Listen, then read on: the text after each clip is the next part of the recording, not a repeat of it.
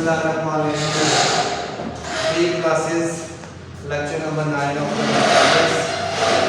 Lecture number 8 तक हमने definitions पढ़ी, उसके बाद कुछ ऑपरेशंस पढ़े थे। ऑपरेशन के बाद एक्सरसाइज की, एक्सरसाइज नंबर 3.1 में आपने डेफिनेशन पढ़ी ट्रांसपोज की, general representation of matrix, general representation of matrix पढ़ा, रिप्रेजेंटेशन ऑफ मैट्रिक्स, उसका मैट्रिक्स बनाना सिखाया मैंने आपको और एंड पे कुछ प्रूफ पढ़े थे। आज जो हम एक्सरसाइज कर चुके हैं और उसका क्वेश्चन नंबर 4 करेंगे, वो exercise number 3.2। Exercise number 3.2। Exercise number 3.2 के पहले 3 क्वेश्चन हमने कर लिए।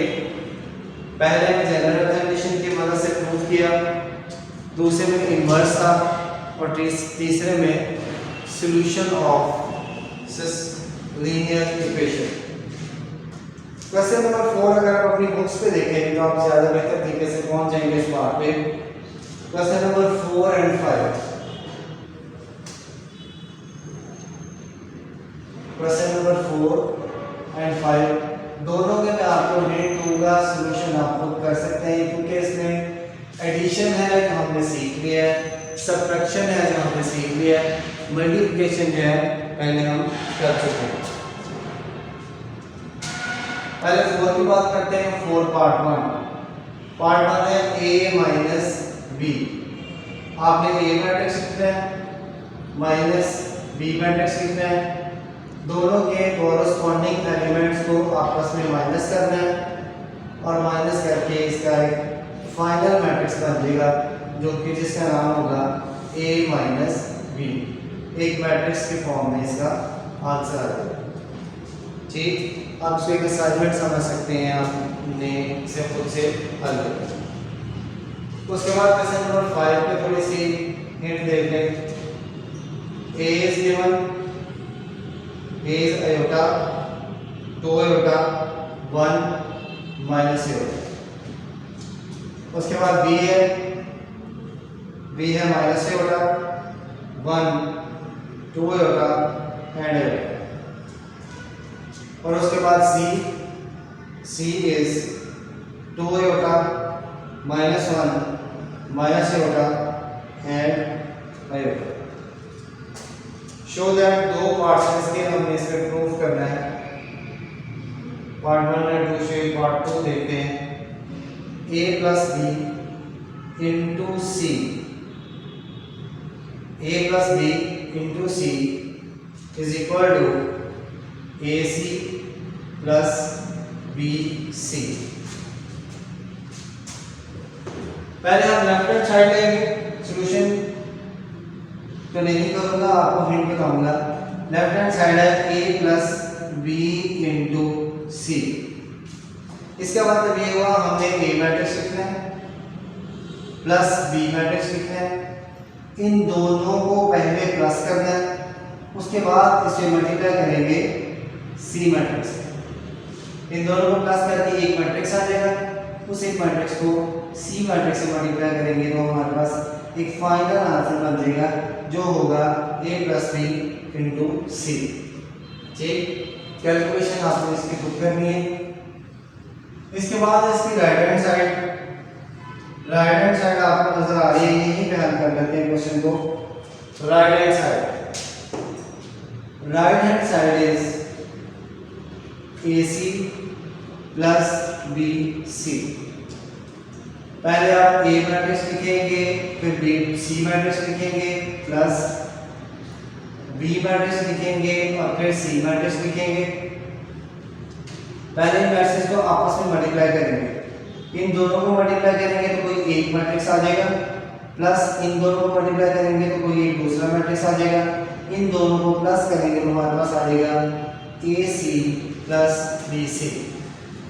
Cause this is equation number 1, this is equation number 2। From 1 and 2 left hand side is equal to right hand side.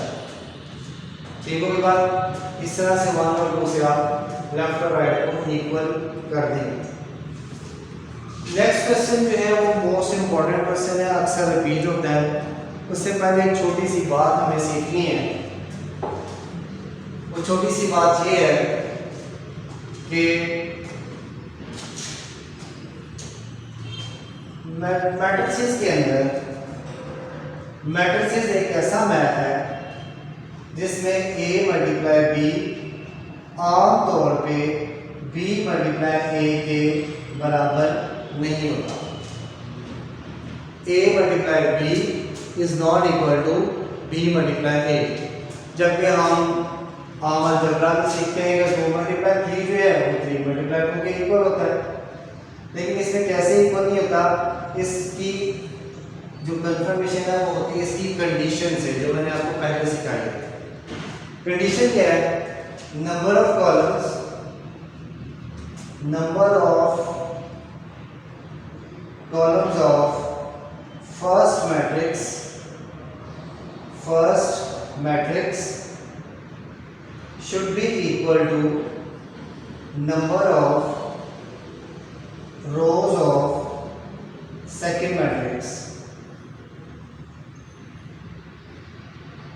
इसका मतलब ये होगा जब हम a को b से मल्टीप्लाई करते हैं तो number of column of a should be equal to number of rows of b। जब b को a से मल्टीप्लाई करते हैं तो number of columns of b should be equal to number of columns of a। तो आपको पता है कि a और b दोनों दो मुख्तलिफ मैट्रिसेस हैं, इसलिए इनके नंबर भी मुख्तलिफ होंगे, एलिमेंट्स भी मुख्तलिफ होंगे। जब एलिमेंट्स मुख्तलिफ होंगे तो इनका प्रोडक्ट भी मुख्तलिफ होगा। Therefore in the matrices ab is not equal to ba। अब आपने ये बात याद रखनी है।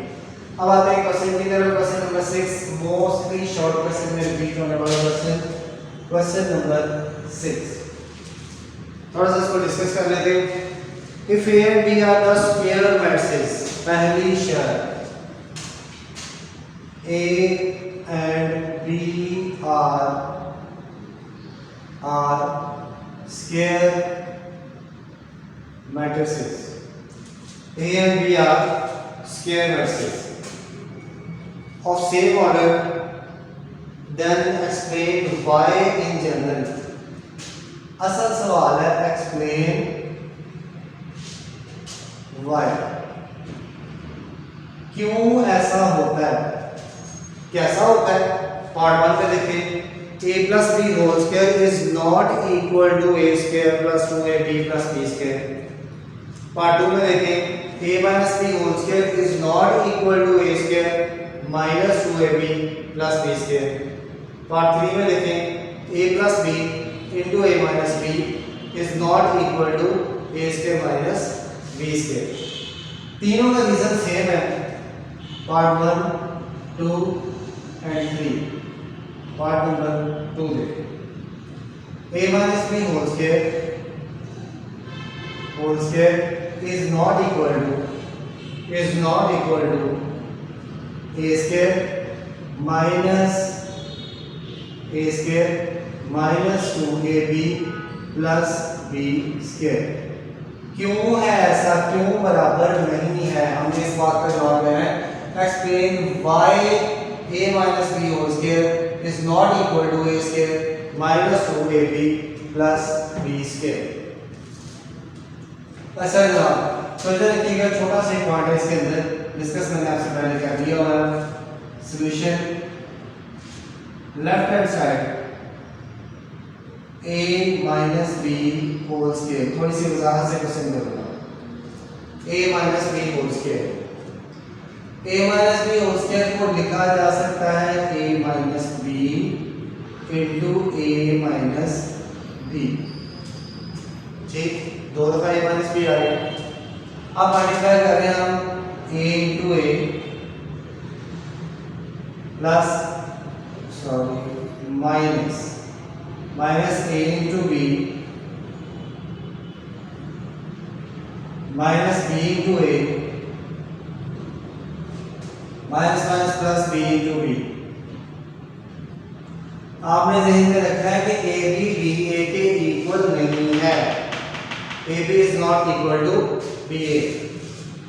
That will be equal to A into A square, A into B A B, B into A B A, B into B B square. अब चूंकि as AB is not equal to BA, इसलिए हम AB और BA को आपस में plus या minus नहीं कर सकते। As AB is not equal to BA, ये है इस बात का आंसर। Explain why, क्यों ऐसा होता है। As AB is not equal to BA, therefore that is not equal to A square minus 2AB plus b square. It means left hand side is not equal to right hand side. ठीक होगी बात। इस तरह से हमने इसको proof करना है और तीनों का रीजन सेम यही। अच्छा, क्वेश्चन नंबर 7 भी वैसे तो आपको हल कर सकते हैं। आपको इसका हिंट बता देता हूँ, फिर 8 तफसील से करेंगे। 8 और 9 में से कोई question. Question number 7, if a is equal to, जो आपको असाइनमेंट दी जाती है उसे आपने घबराना नहीं, उससे परेशान नहीं होना। असाइनमेंट को हल करना है। डेफिनेटली आप पैटर्न के पढ़ते हैं, इस काबिल हैं कि इसको हल कर सकें। 2 - 1 3 0, उसके बाद 1 0 4 -2, उसके बाद -3 5 2 -1। हमने फाइंड करना है a इंटू ए ट्रांसपोज और फाइंड करना है A ट्रांसपोज इनटू A। ठीक बात हुई। A into A transpose and A transpose into A। अच्छा बेटा, एक बात जो आपको नजर आ रही है, हमें एक्चुअली A ट्रांसपोज चाहिए। ट्रांसपोज क्या होता है जी? बिल्कुल सही।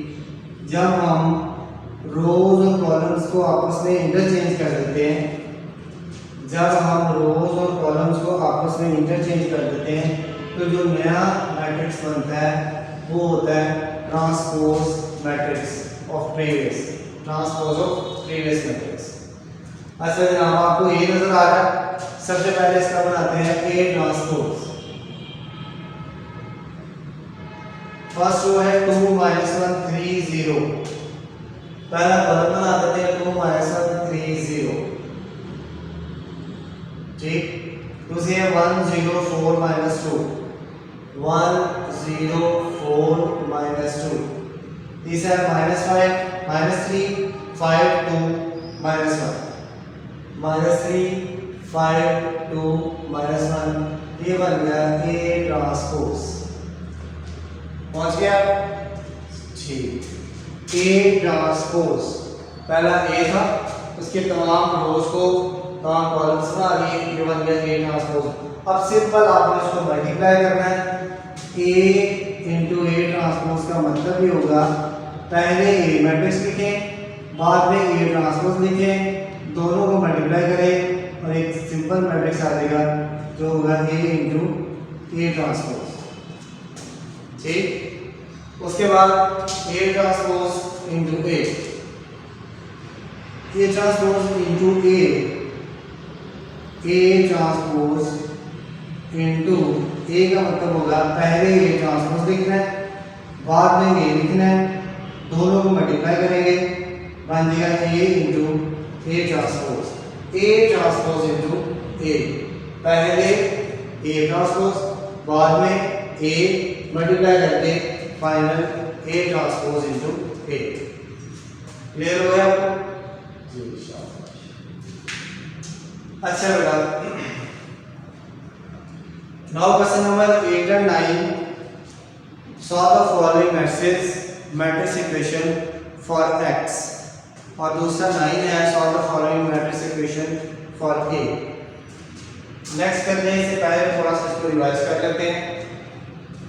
बेटा पहले आपने किया हमने डेफिनेशंस की, मैट्रिक्स की डेफिनेशन, ऑर्डर ऑफ मैट्रिक्स की definition, square matrix, rectangular matrix, diagonal matrix, scalar matrix, identity matrix.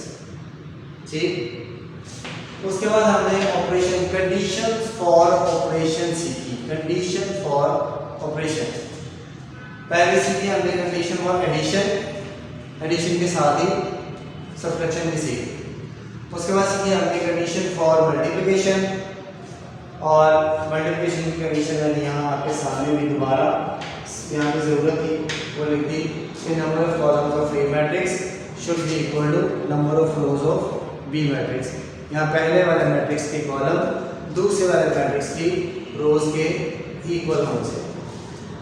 अच्छा, ऐसे शुरू की तो ट्रांसपोज, ट्रांसपोज मैंने आपको यहाँ पे सिखाया, दोबारा बताया कि अगर रोज को हम कॉलम्स बना देते हैं तो वो ट्रांसपोज होता है। इंटरचेंज का लफ्ज लिखवाया, इंटरचेंज। इंटरचेंज का मतलब है कि यहाँ हम कॉलम्स को रोज बना दें और या रोज को कॉलम्स बना दें, दोनों सूत्रों में जो नया मैट्रिक्स आएगा वो ट्रांसपोज होगा और वो सेम होगा।